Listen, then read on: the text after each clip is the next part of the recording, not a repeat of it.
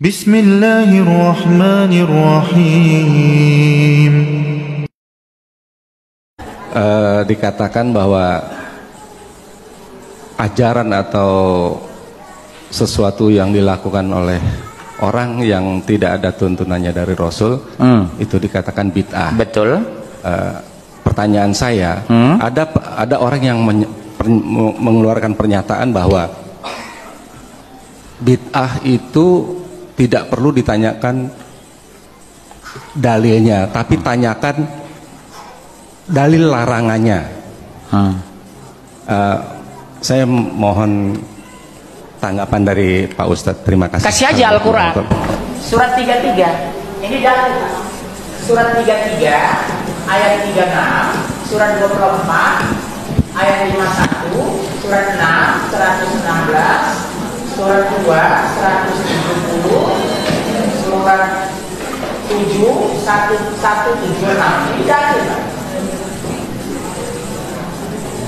Jadi mereka itu ngeyel. Langsung cepat nak. Coba Kak, surat 33 36 11, surat 24 51. 33 36 24 31. Sekarang surat berapa? 33 36 ya. Dan tidaklah pantas bagi laki-laki yang mukmin dan perempuan yang mukmin apabila Allah dan Rasulnya telah menetapkan sesuatu ketetapan. Tidak pantas laki-laki mukmin dan perempuan mukmin padahal Allah sudah menetapkan hukum, cara sholat, cara mandi, ngurus jenazah, cara nikah.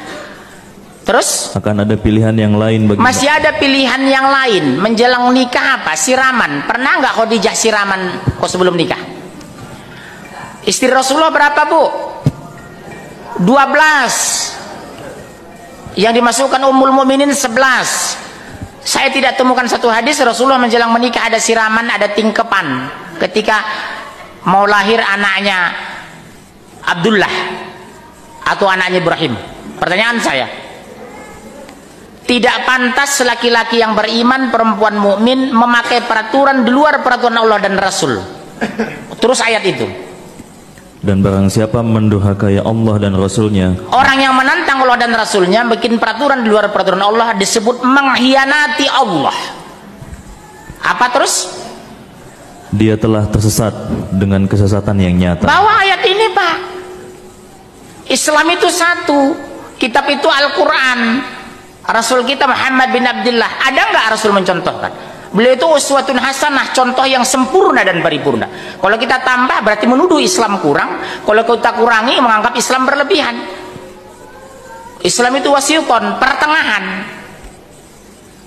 Ini kan mereka sesat-sesatnya. Kalau bahasa Padang sase bana.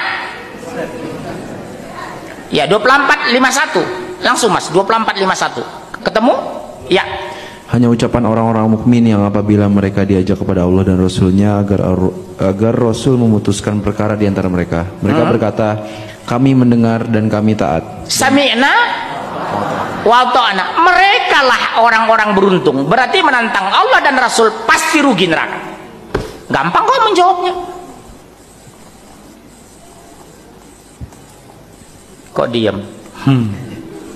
Kurang cukup. Surat 2 170. Mas, cepat. Saya mau pulang ini, udah kelewatan ini. Saya harus mau ke Jakarta Selatan ini. 270. Langsung. 270. Mas cari 6116. 270.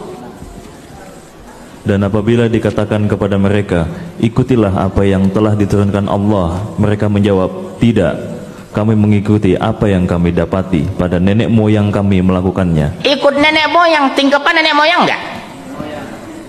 Tahlilan nenek moyang enggak? Azan memasukkan jenazah ke kubur nenek moyang enggak? Joget-joget nenek moyang enggak? Tingkepan nenek moyang enggak? Nginjak telur nenek moyang enggak? Kok begitu patuh? Bayangkan ayam capek ngedan di endoknya diinjek. Abang nggak tersinggung kalau tahu itu? Bagaimana ibu habis melahirkan anaknya diinjek? Telur itu rezeki dari Allah lewat ayam untuk dimakan. Satu telur 2000. Kalau orang Jawa Sunda nikah 1 juta orang, 2 miliar 1 tahun yang kita buang uang itu. Menghitungnya jangan 1 telur. Akumulasi orang Indonesia yang memakai budaya itu. 2 miliar Pak uang kita buang dari telur. Belum kalau jenazah, kembang dibikin, air disiram. Gak ada, saya tahu Rasulullah pakai kembang di atas jenazah itu. Atau nyiramin kuburan dengan air, alasannya supaya dingin. Pakai aja gelamir itu 1 tangki.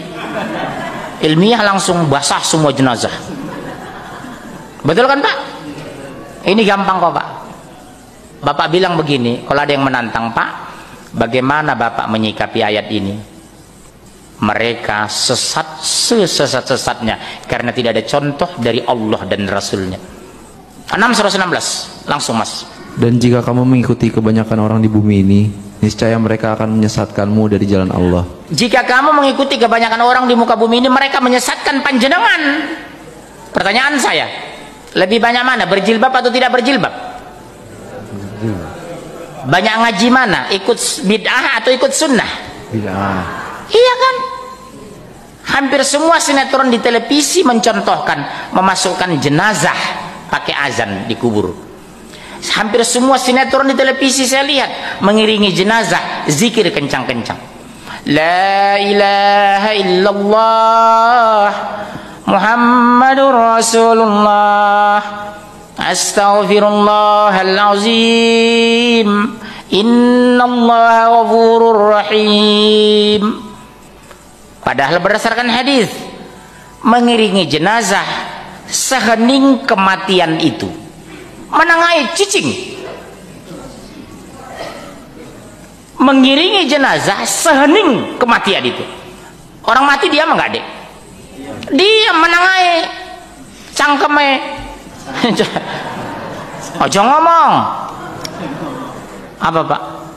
Udah? Pak, catat ya itu Pak? Udah ya Pak?